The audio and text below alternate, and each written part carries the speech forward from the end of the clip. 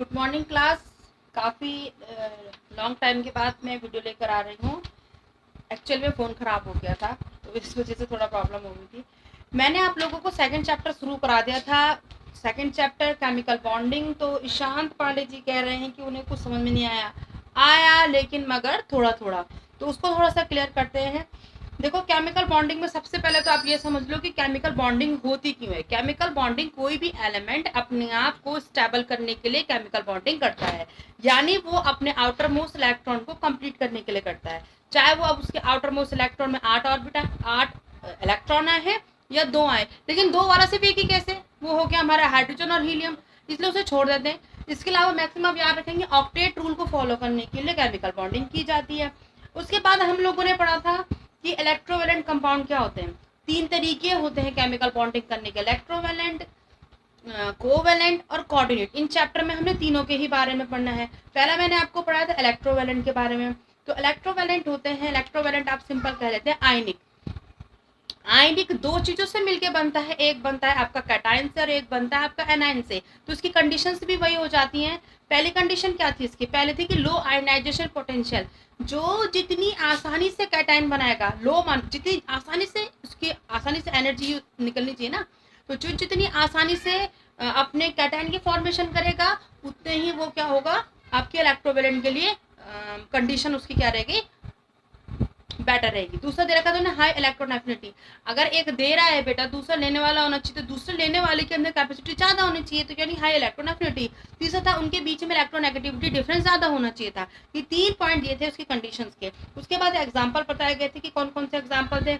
उसके बाद एक चीज मैंने मिस उस टाइम मैंने बताया नहीं था, मैं बता देती हूँ। याद रखना बेटा, जब भी कभी हम लोग कंपेरिजन करते हैं, अगर मैं आपसे कहती हूँ कि मैंने कहा आपसे Na, ठीक है, और फिर लिखती हूँ मैं Na पॉजिटिव, तो इन दोनों में बहुत फर्क हो जाता है बेटा। Na में से एक इलेक्ट्रॉन निकल गया और वो Na पॉजिटिव कैटायन बन गया, दोनों में बहुत फर्क है बेटा। हुआ क्या है इसमें, अगर ये येलो कलर का है तो ये कलरलेस हो जाएगा। दोनों बहुत फर्क है। दोनों की प्रॉपर्टी, अगर एक भी इलेक्ट्रॉन निकलता है या एक भी इलेक्ट्रॉन ऐड होता है, तो दोनों की प्रॉपर्टीज क्या हो जाती हैं, बदल जाती हैं। ये आपको कंपैरिजन दिया हुआ भी है। देखो, सोडियम है, ये आपका सिल्वरी व्हाइट कलर का होता है, लेकिन यहाँ पे अभी जब ये Na पॉजिटिव बन गया है तो ये कलरलेस हो जाएगा। ये अभी Na था, यहाँ पर ये आपका पॉइजनस है, इसकी टॉक्सिसिटी यानी पॉइजनस होता है, लेकिन जैसे ये बन जाता है Na पॉजिटिव, ये हो जाता है नॉन पॉइजनस। केमिकल यहाँ पे ये वेरी रिएक्टिव, क्योंकि इसने एक इलेक्ट्रॉन डोनेट करना है, लेकिन जैसे ही इसने डोनेट कर दिया, अब ये क्या बन गया 2,8, यानी कि ये अब नॉन रिएक्टिव हो जाएगा। ठीक है, इनएक्टिव फॉर्म कह सकते हैं। यदि इनकम्प्लीट आउटर मोस्ट ऑर्बिटल इसका कंप्लीट हो जाता है, ठीक है, ये न्यूट्रल है, यहाँ पे इस पे पॉजिटिव चार्ज हो जाता है, ये कंबाइंड स्टेट में एग्जिस्टेंस कर सकता है, लेकिन अब ये इंडिपेंडेंट है। इंडिपेंडेंट क्यों, क्योंकि उसका कंबाइन होने की कोई जरूरत है ही नहीं, क्योंकि अपने इलेक्ट्रॉन डोनेट कर चुका है। तो इस बात का हम ध्यान रखेंगे। सेम इसी तरीके से जिस तरीके से मैंने आपको Na का कंपैरिजन बताया, Cl का भी सेम ही कंपैरिजन है बेटा। यानी कि जैसे आप एक इलेक्ट्रॉन को लेते हो या देते हो बेटा, तो उनकी केमिकल प्रॉपर्टी बिल्कुल ही बदल जाती है। एक और चीज समझ लेते हैं, इलेक्ट्रॉन डॉट स्ट्रक्चर जरूर आप लोग बनाना सीख लेना। इलेक्ट्रॉन डॉट स्ट्रक्चर हमेशा वैलेंस सेल का बनता है। जैसे मैंने लिखा, इसका लिखा 2, 8 और 1, तो 1 जो है उसका बनेगा इलेक्ट्रॉन डॉट स्ट्रक्चर, यानी Na और एक डॉट। अब मैं लिखती हूँ क्लोरीन, क्लोरीन की कितना होता है Cl7, 1 2 3 4 5 6 और ये 7, तो ये यहाँ जाएगा और इसके साथ क्या करेगा, रिएक्ट करेगा, तो ये बनेगा आपका इलेक्ट्रॉन डॉट स्ट्रक्चर बेटा। ठीक है, आपने जितने बुक में दे रखे हैं सारे अपनी कॉपी में ड्रॉ करने हैं इलेक्ट्रॉन डॉट स्ट्रक्चर। ठीक है, अब बढ़ते हैं आगे की तरफ। ये थोड़ा सा रिवीजन लिया था मैंने। इसके बाद आपके पास आ जाता है आपके इंडेक्स क्वेश्चन। किसी ने नहीं पूछा, इसका मतलब सबको आ गए। ठीक है, अब हमारे पास है कोवेलेंट बॉन्ड। कोवेलेंट बॉन्ड हमने प्रीवियस क्लासेस में भी पढ़ा है कि कोवेलेंट बॉन्ड होती क्या है। कोवेलेंट बॉन्ड का मतलब होता है, अगर मैं सिंपल लिखूं तो उसका मतलब हो गया म्यूचुअल शेयरिंग। म्यूचुअल शेयरिंग का मतलब होता है कि एक हाथ देना एक हाथ लेना। ठीक है, इसको आप म्यूचुअल शेयरिंग कह सकते हैं। यानी कि अगर मैंने एक डोनेट किया है तो सामने वाला भी एक मुझे क्या करेगा, मेरे साथ अपने एक उसको क्या करेगा, शेयर करेगा। ठीक है, डोनेट वर्ड गलत बोल दिया, शेयर करेगा। अगर मैंने एक दे रही हूँ शेयरिंग करने के लिए तो सामने वाला भी मेरे साथ क्या करेगा, एक को शेयर करेगा, तो उसको हम लोग क्या कहते हैं, म्यूचुअल शेयरिंग का नाम दिया जाता है। ठीक है, यहाँ पे कंडीशन ये होती है कि कुछ एलिमेंट्स ऐसे होते हैं कि उनकी आयनाइजेशन एंथैल्पी बहुत ज़्यादा होती है, इतनी ज़्यादा होती है कि उसमें से इलेक्ट्रॉन को बाहर निकालना मुश्किल हो जाता है। तो अपने आप को वो स्टेबल करने के लिए क्या करते हैं, सामने वाले के साथ शेयरिंग कर लेते हैं। जैसे देखो रहा हाइड्रोजन, एग्जाम्पल देख लेते हैं, ये रहा हाइड्रोजन, हाइड्रोजन का एक था, इसने दूसरे हाइड्रोजन के एक के साथ आपस में क्या कर ली है, ये शेयरिंग कर ली है। तो इसमें यहाँ पे आया इसका सिंगल बॉन्ड, तो इसको हम लोग कहते हैं क्या, कोवेलेंट। दूसरा और देख लेते हैं, ये कोवेलेंट बॉन्ड का एक एग्जांपल हो गया। तो आप सिंपल याद रखेंगे, आपके पास बुक में डेफिनेशन काफी लंबी चौड़ी दी गई है, लेकिन आप सिर्फ सिंपल एक फॉर्म में याद रखना, म्यूचुअल शेयरिंग इसका एक कीवर्ड है। अगर म्यूचुअल शेयरिंग है तो ही हम उसको क्या नाम देते हैं, कोवेलेंट बॉन्ड देते हैं। यहाँ पे कोई डोनेट नहीं हो रहा है, कुछ एक्सेप्ट नहीं हो रहा है, दोनों के दोनों आपस में क्या कर रहे हैं, शेयरिंग कर रहे हैं। अगर ये इधर चला जाएगा तो ये 2 हो जाएगा H, और ये अपने आप में क्या हो जाएगा, स्टेबल हो जाएगा। आगे चलते हैं, आपको एक और एग्जांपल ले लेते हैं। देखो ये रहा हमारे पास क्लोरीन, क्लोरीन तो मैंने अभी आपको बताया था, ये भी रहा 2 क्लोरीन। ठीक है, ये ऐसे करने के बाद बनता है H2 मॉलिक्यूल। ठीक है, यहाँ पर भी देखो 1 2 3 4 5 6 7, 1 2 3 4 5 6 और 7, ये आपस में म्यूचुअल शेयरिंग करते हैं। यानी ये 7 इसके साथ ऐसे मिलेगा, ये 8 ऑक्टेट बना देगा। सेम ऐसी इस तरीके से ये भी इसके साथ क्या करेगा, मिलके क्या बना देगा, ऑक्टेट बना देगा। तो ये बन जाएगा यहाँ पे ClO2। एक और एग्जांपल देखें ऑक्सीजन का, ऑक्सीजन का एग्जांपल देखते हैं बेटा। देखो यहाँ देखो, ठीक है, ये रहा हमारे पास ऑक्सीजन, ये भी रहा हमारे पास ऑक्सीजन। ऑक्सीजन के कितने होते हैं, लास्ट वैलेंस इलेक्ट्रॉन 8 बेटा। ठीक है, 1 2 3 4 5 6 7 8 नहीं होते, 8 होते तो कंप्लीट हो जाता ना, ये होते हैं 6 इसके। ठीक है, इधर भी हम कर लेते हैं 1 2 3 4 5 और 6। इसको कंप्लीट होने के लिए कितना चाहिए, 8 होने के लिए इसको चाहिए 2 इलेक्ट्रॉन। तो ये क्या करेगा, यहाँ से 2 इलेक्ट्रॉन ले लेगा और अपने आप शेयरिंग हो गई। ऐसे सेम ये ऑक्सीजन भी इधर के लिए क्या ले लेगा, 2 इलेक्ट्रॉन ले लेगा और ये शेयरिंग होगा। अब देखा जाए तो ये देखो ये हुई शेयरिंग।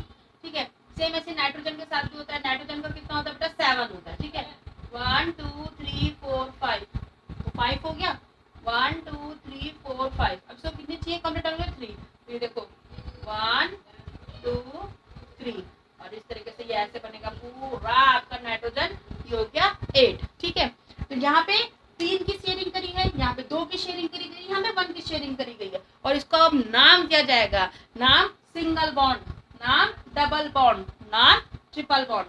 Is that clear? ठीक है, आपसे पूछा जाता है, इस तरीके से क्वेश्चन आया बेटा एग्जाम में। N2 दे रखा है और आपसे पूछा गया है कि इसमें N2 देने के बाद आपसे पूछा जाता है कि नाइट्रोजन में कौन सी कितनी बॉन्डिंग होती है। तो आंसर होगा आपके पास ट्रिपल बॉन्डिंग। समझ में आया ट्रिपल बॉन्डिंग कैसे हुई? ठीक है, फिर रिपीट कर देते हैं। कोवेलेंट माने म्यूचुअल शेयरिंग होता है। यहाँ पे फर्स्ट वन हो गया हमारे पास सिंगल बॉन्डिंग का एग्जांपल, ये हो गया डबल बॉन्डिंग का एग्जांपल, ये हो गया ट्रिपल बॉन्डिंग का एग्जांपल। अब अगर क्वेश्चन आता है कि कोवेलेंसी बताइए ऑक्सीजन की, तो कोवेलेंसी कितनी हो गई 2। कोवेलेंसी बताइए नाइट्रोजन की, तो कोवेलेंसी हो गई 3। और आपसे पूछा जाता है कि बॉन्ड कितनी होती है नाइट्रोजन में, तो आप बोलोगे नाइट्रोजन में होती है ट्रिपल बॉन्डिंग, ऑक्सीजन में होती है डबल बॉन्डिंग। ठीक है, इस तरीके से आप क्या करेंगे, ये हमारा कोवेलेंट कंप्लीट होता है यहाँ पर। ठीक है, अच्छा इसकी कुछ कंडीशंस भी होती है बेटा, कंडीशंस को देख लेते हैं एक बार। कंडीशंस कौन कौन सी होती हैं? कोवेलेंट की पहली कंडीशन होती है हमारे पास कि सबसे पहली कंडीशन ये कि इसके आउटर मोस्ट जो भी एलिमेंट होगा उसमें आपके पास शुड हैव 4 या मोर देन 4 इलेक्ट्रॉन, या तो 4 इलेक्ट्रॉन हो या 4 से ज्यादा इलेक्ट्रॉन होने चाहिए। ठीक है, दूसरा इनकी इलेक्ट्रोनेगेटिविटी बहुत हाई होनी चाहिए, इलेक्ट्रॉन एफिनिटी भी बहुत ज्यादा हाई होनी चाहिए, दोनों की जो भी शेयरिंग कर रहे हैं इन दोनों की। ठीक है, या और भी एग्जांपल ले सकते हैं उन दोनों की। इनके आयनाइजेशन एंथैल्पी भी बहुत ज्यादा होनी चाहिए। तो कुल मिलाकर यहाँ पे डिस्टर्बेंस यानी हमारे पास कोई कंफ्यूजन नहीं है, आप सीधे सीधे लिख सकते हैं कि इलेक्ट्रोनेगेटिविटी भी ज्यादा चाहिए, इलेक्ट्रॉन एफिनिटी भी हाई होनी चाहिए बोथ, और आपकी आयनाइजेशन एंथैल्पी भी तीनों पॉइंट में हाई होनी चाहिए। ठीक है, इलेक्ट्रोनेगेटिविटी डिफरेंस आपका शुड बी 0, या तो 0 हो, डिफरेंस होगा तो शेयरिंग नहीं होगी बेटा। ठीक है, तुरंत वो पॉजिटिव नेगेटिव में कन्वर्ट हो जाएगा, वहाँ शेयरिंग नहीं होगी। तो इलेक्ट्रोनेगेटिविटी डिफरेंस नहीं होना चाहिए। ठीक है, ना के बराबर होना चाहिए। अब आपके पास में कुछ एग्जाम्पल बताती हूँ। एक और बहुत कंफ्यूजिंग थोड़ा सा टॉपिक है ये वाला, तो अगर मैं कोशिश करती हूँ एक ही बारी में समझ में आ जाए, लेकिन फिर भी अगर किसी को डाउट होता है तो वो मुझसे पूछते, मैं इसी रेस करती हूँ। ठीक है,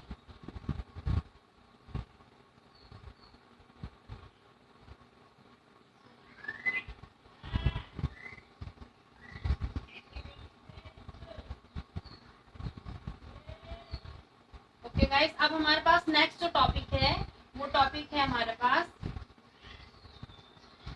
नेक्स्ट टॉपिक है हमारे पास पोलर और नॉन पोलर। कोवलेंट को दो कैटेगरी में डिवाइड किया गया है। रिपीट करते हैं, कोवलेंट को दो कैटेगरी में डिवाइड किया गया है, पोलर और नॉन पोलर। अब पोलर क्या होते हैं और नॉन पोलर क्या होते हैं, ठीक है। पहले मैं आपको बता देती हूँ नॉन पोलर, फिर बताते हैं पोलर, ठीक है।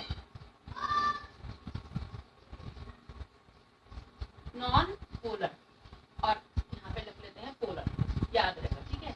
नॉन पोलर इक्वली डिस्टेंस या इक्वल डिस्टेंस, और इसमें नॉट इक्वल डिस्टेंस।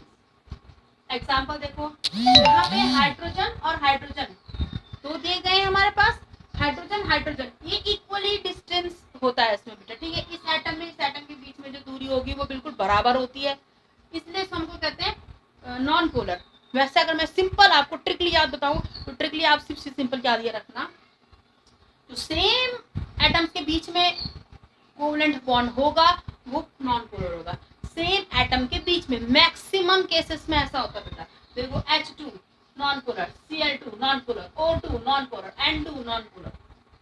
ओके, यहाँ पे नॉन पोलर में डिफरेंट होंगे, डिफरेंट HCl, ठीक है। यहाँ पे इन दोनों के बीच में इलेक्ट्रोनेगेटिविटी का डिफरेंस है, इन दोनों के बीच में इलेक्ट्रोनेगेटिविटी का, इनके हाइड्रोजन हाइड्रोजन के बीच में इलेक्ट्रोनेगेटिविटी का डिफरेंस नहीं है, इसलिए ये नॉन पोलर बना रहे हैं, ये पोलर बना रहे हैं। क्लियर हुआ, ये पोलर बना रहे हैं क्योंकि इनके बीच में इलेक्ट्रोनेगेटिविटी का डिफरेंस है। इलेक्ट्रोनेगेटिव मतलब आप समझ लो चार्ज में जो आपके क्या आती है, डिफरेंसेस आते हैं, उनको कहा जाता है, ठीक है। यहाँ पे ये हाईली नेगेटिव होता है, ये डेल्टा का साइन होता है, कंप्लीट नहीं होता है, तो इसलिए नेगेटिव कहेंगे। ये इतना ज्यादा हाईली नेगेटिव होता है कि ये हाइड्रोजन को मजबूर कर देता है कि वो अपना पॉजिटिव जो चार्ज है वो एक्वायर करे आए, तो उस पर डेल्टा पॉजिटिव आ जाता है। ओके, तो ये हमारे पास पोलर हो जाते हैं। याद रखना, ये यहाँ पर कोई डोनेट नहीं हो रहा है, इसलिए HCl is not a ionic compound. HCl is not a ionic compound क्योंकि ये चार्ज एक्वायर हुआ है। Cl नेगेटिव, इलेक्ट्रोनेगेटिविटी डिफरेंस बहुत ज्यादा था, जिसकी वजह से हाइड्रोजन पे पॉजिटिव चार्ज आया है, ठीक है। इसकी वजह से इस पे चार्ज आया है, ठीक, इसलिए इसको हम लोग क्या कहते हैं, पोलर कहते हैं।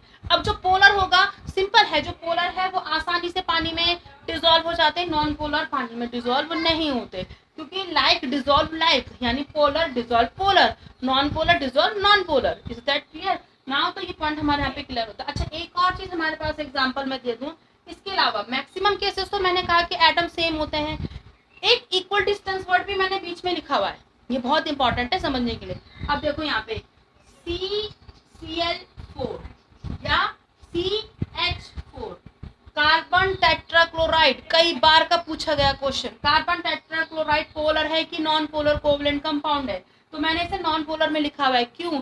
क्वेश्चन होना चाहिए था, आप मुझसे पूछते मैम ये एक पॉजिटिव है एक नेगेटिव है, क्यों आप ऐसा लिख रहे हो, उसको इधर क्यों डाला गया है? तो याद रखना, इक्वल डिस्टेंस वर्ड भी तो यूज किया ना, तो इक्वल डिस्टेंस पे क्या होता है, ये कार्बन रहा, ये रहा क्लोरीन, ये रहा क्लोरीन, ये रहा क्लोरीन, ये रहा क्लोरीन, क्लोरीन क्लोरीन क्लोरीन और क्लोरीन, ये चारों इक्वल डिस्टेंस पे हो जाते हैं, जिसकी वजह से चार्ज कैंसिल हो जाता है, ये चार्ज एक्वायर हो ही नहीं पाता। इक्वल डिस्टेंस, अगर ये आपने 20 लगा रहा है तो ये -20 लगाता है, ये अगर +20 लगा रहा है तो ये -20 लगाता है, जिसकी वजह से चार्ज 0 हो जाता है। सेम केस हमारा CH4 यानी कि मीथेन के साथ भी सेम ही केस होता है, तो इसलिए ये दोनों के दोनों भी किस में आएंगे बेटा, आपके नॉन पोलर के अंदर आएंगे, ये आप याद रखेंगे, ठीक है बेटा। ओके, इतना क्लियर हुआ पोलर और नॉन पोलर। फिर से एक बार रिपीट करते थे, कोवलेंट माने म्यूचुअल शेयरिंग होती है, म्यूचुअल शेयरिंग में कोवलेंट 3 तरीके की बॉन्ड्स बनाता है, सिंगल, डबल और ट्रिपल। इसके इसके अलावा हमारे पास दिया गया है यहाँ पर कोवेलेंसी पूछी जाती है। कोवेलेंसी का मतलब सीधे सीधे बॉन्डिंग होता है कि कितने वो शेयरिंग कर रहे हैं। अगर वो एक शेयर कर रहे हैं तो आपकी कोवेलेंसी 1 होती है, 2 शेयर करे कोवेलेंसी 2 होती है, 3 करे तो कोवेलेंसी 3 होती है। उसके बाद आपका जो कोवेलेंट है वो दो पार्ट में डिवाइड होता है, एक होता है नॉन पोलर, एक होता है पोलर। नॉन पोलर का मतलब होता है इक्वल डिस्टेंस का होना, equal distance, atom equal distance पे होते हैं, इलेक्ट्रोनेगेटिविटी बिल्कुल 0 होती है, ना के बराबर होती है। यहाँ पर इक्वल डिस्टेंस नहीं होता और डिफरेंट एटम होते हैं। यहाँ पे एटम्स लगभग मैक्सिमम केसेस में सेम ही रहते हैं।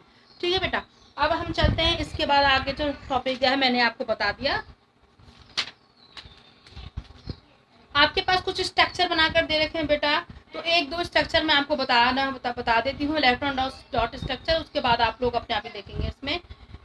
वैसे मैं नाइट्रोजन का बता चुकी हूँ, क्लोरीन का भी मैंने बता दिया, हाइड्रोजन का बता दिया है नॉन पोलर में।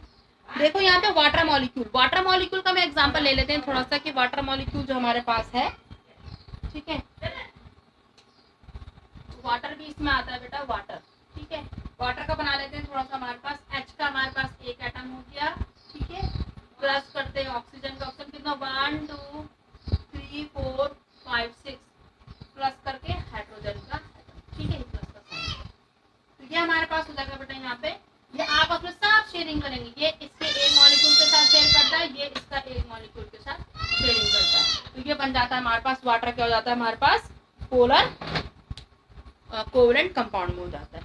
इस तरीके से इलेक्ट्रॉन डॉट स्ट्रक्चर बना रखे हैं आपके पास, और आपने बुक में सारे ही इलेक्ट्रॉन डॉट स्ट्रक्चर बनाने हैं, एक भी मिस नहीं करना है बेटा। ठीक है, इसके बाद प्रॉपर्टी और कंपैरिजन दे रखा है। वैसे तो मेरे हिसाब से आप इसको कॉपी में ड्रॉ करते तो ज़्यादा बेटर रहता, पर चलो ड्रॉ नहीं करेंगे तो हम फिलहाल पीछे जो है इसके क्वेश्चन आएंगे वो अटेम्प्ट कर लेंगे। ठीक है, फिर इसके बाद आता है आपके पास effect of electricity on electrovalent and covalent compound, यानी इलेक्ट्रिसिटी कोवेलेंट कंपाउंड और इलेक्ट्रोवेलेंट कंपाउंड में इलेक्ट्रिसिटी पे कौन इफेक्ट ज्यादा करता है। चलिए आप खुद ही आंसर दीजिए, कौन होगा इलेक्ट्रोवेलेंट की कोवेलेंट। हमने पढ़ा था इलेक्ट्रिसिटी के लिए रिस्पॉन्सिबल, हमने फिजिक्स में भी पढ़ा है, यहाँ भी इलेक्ट्रोलाइसिस चैप्टर में हम पढ़ रहे हैं। याद रखना आप लोग बेटा, इलेक्ट्रिसिटी के लिए रिस्पॉन्सिबल वो होगा जिसमें आपके पास पॉजिटिव और नेगेटिव चार्ज होंगे। ठीक है, वही आपका क्या कहलाता है, स्ट्रांगली इलेक्ट्रिसिटी को क्या करेगा, अपने अंदर से पास करेगा। तो एग्जांपल क्या होगा, क्या देंगे आप, क्या बोलोगे आप, इलेक्ट्रोवेलेंट कोवेलेंट। अब इसी बात है, इलेक्ट्रोवेलेंट का नाम ही आयनिक है, वो आसानी से डिसोसिएट हो जाता है, टूट जाता है जैसे हम उसको पानी में डालते हैं, तो उसमें इलेक्ट्रिसिटी ज्यादा स्ट्रांग इलेक्ट्रिसिटी क्रिएट करने वाले होंगे इलेक्ट्रोवेलेंट। और वीक इलेक्ट्रिसिटी, क्योंकि देखो ये तो इलेक्ट्रिसिटी को क्रिएट नहीं करेंगे, इसमें इलेक्ट्रिसिटी नहीं होगी नॉन पोलर, लेकिन जो पोलर हैं उनके अंदर कहीं ना कहीं चार्ज है। जब हम उनको पानी में डालेंगे तो वो पॉजिटिव नेगेटिव में चेंज चार्ज को एक्वायर करेंगे, और जब चार्ज एक्वायर करेंगे तो सिंपल सी बात है वो इलेक्ट्रिसिटी कंडक्ट करेंगे। तो पॉजिटिव नेगेटिव है इसमें, इसलिए वो क्या करते हैं, इलेक्ट्रिसिटी को कंडक्ट करते हैं। पर दोनों में याद रखना थोड़ा सा डिफरेंस है, ये आयोनाइज होते हैं, पानी में जाने के बाद आयोनाइज होते हैं, और जो आयनिक कंपाउंड होते हैं वो डिसोसिएट होते हैं। दोनों चीजें अलग अलग, डिसोसिएट का मतलब टूटना, आयंस का मतलब आयन में बनना, दोनों अलग अलग बातें हैं, दो अलग अलग चीजें हैं, इसको मिक्स नहीं करना। आयनिक कंपाउंड आपका डिसोसिएट हो जाता है, बिल्कुल पॉजिटिव नेगेटिव फुल चार्ज वाला, फुल चार्ज पॉजिटिव नेगेटिव। ठीक है, आसानी से इलेक्ट्रिसिटी कंडक्ट होती है, बहुत ईजी रहता है। इसमें ये आयंस में टूटता है, आयोनाइज होता है, डिसोसिएट नहीं होता, आयोनाइज होता है, ओनली आयंस चार्ज एक्वायर करता है, पॉजिटिव नेगेटिव। इसलिए भी कोवेलेंट पोलर में इलेक्ट्रिसिटी कंडक्ट होती है। ठीक है, अगर आपसे सिंपली पूछा जाए कोवेलेंट इलेक्ट्रोवेलेंट में कौन किस में इलेक्ट्रिसिटी कंडक्ट होगी, तो आपका प्योर वन आंसर होगा इलेक्ट्रोवेलेंट में कंडक्ट होगी, क्योंकि वो आयनिक कंपाउंड है। ठीक है, ओके बेटा। इसमें देखो यहाँ पे आपके पास दे रखा है, ऑब्जर्वेशन में दे रखा है, मैंने आप लोगों को यहाँ इसमें जो एग्जांपल दिया वो दे रखा है इलेक्ट्रोवेलेंट और कोवेलेंट को पोलर नॉन पोलर करके नहीं समझाया गया है। यहाँ पे आप फिलहाल इतना देखेंगे, आप लिखेंगे इलेक्ट्रिसिटी के लिए रिस्पॉन्सिबल आयंस होते हैं, सो इलेक्ट्रोवेलेंट आयनिक कंपाउंड इलेक्ट्रिसिटी को कंडक्ट करते हैं, कोवेलेंट कंडक्ट नहीं करते क्योंकि वो आपका मॉलिक्यूल और आयंस में टूटते हैं, प्योर वन आयंस में नहीं टूटते बेटा। ये आपका आंसर होगा। ठीक है, ओके, इसके साथ ये होता है हमारा आज का टॉपिक खत्म। और इंटेक्स क्वेश्चन आपके पास आते हैं, आप इंटेक्स क्वेश्चन करेंगे, सारे ही करेंगे घर में बैठे बेटा आप लोग। बहुत टाइम है, बहुत टाइम है, आप लोग बहुत अच्छे से तैयारी कर सकते हैं। जब भी कभी लॉकडाउन खुलेगा या जब भी जो भी कंडीशन सही होती हैं तो आपके पढ़ाई स्टार्ट होगी, तो आपको आना चाहिए बेटा कि हम लोगों ने फिर रिवीजन में क्या पढ़ा था। जब रिवीजन होगा, अगर टाइम लगा हम लोगों को तो बेटा, ठीक है। तो ये हमारे पास इंटेक्स क्वेश्चन है पेज नंबर 32 पे, आप लोग इसको कर लें। इसके बाद हमारे पास कोऑर्डिनेट बॉन्ड है, वो मैं आपको कल पढ़ाऊंगी, और कोऑर्डिनेट बॉन्ड के बाद नेक्स्ट वीडियो में देखेंगे कोऑर्डिनेट बॉन्ड, और उसके साथ हमारा चैप्टर खत्म हो जाता है, ठीक है, चैप्टर खत्म हो जाता है। और आपके मैं फिर बता दूं, आपने ये ईयर वाइज क्वेश्चंस भी अटेम्प्ट करने हैं, वो नहीं छोड़ने हैं बिल्कुल भी। तो बेटा आज के लिए इतना काफ़ी है, अगर किसी को कोई प्रॉब्लम हो तो वो मैसेज के थ्रू पूछ सकता है।